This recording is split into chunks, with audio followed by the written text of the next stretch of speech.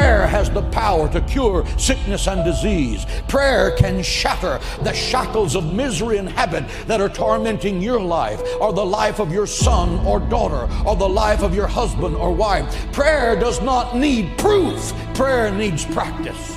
Intellectuals are now jabbering that God and heaven are far removed and far away. God is as close as your next prayer. Prayer is the weapon that God has given His children to wage war in the heavenlies.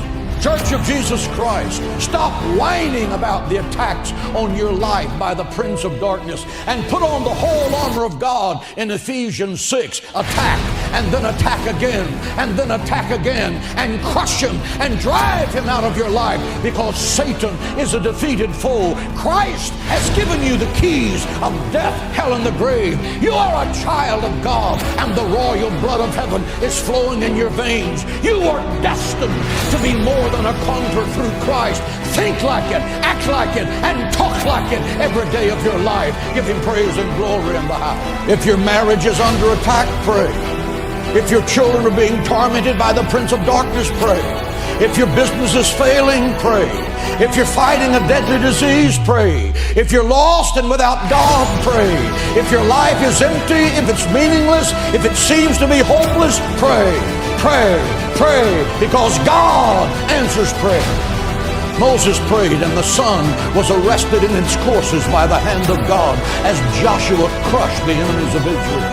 Elijah prayed, and forked tongues of fire laced across the heavens and consumed the sacrifice soaked with 12 barrels of water. Hezekiah prayed, and I'm talking about Old Testament prayer right now.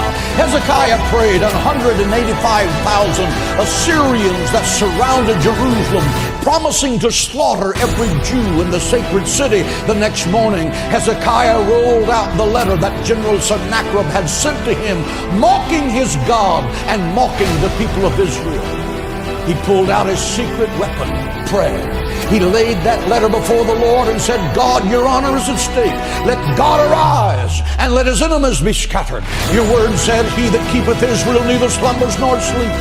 And that night, the death angel from heaven came and swept through the camp of the Assyrians. He smote the sentry standing at his post. He smote the infantry slumbering in their tents. He smote the generals as they made their battle plans to destroy the sacred city. The next morning, when Hezekiah looked over the sacred walls of the city of Jerusalem by the dawn's early light, he saw 185,000 dead men, because the angel of God passed by that night. Why? Because one man knew how to pray. He stopped an army and turned the destiny of a nation around, and you can too.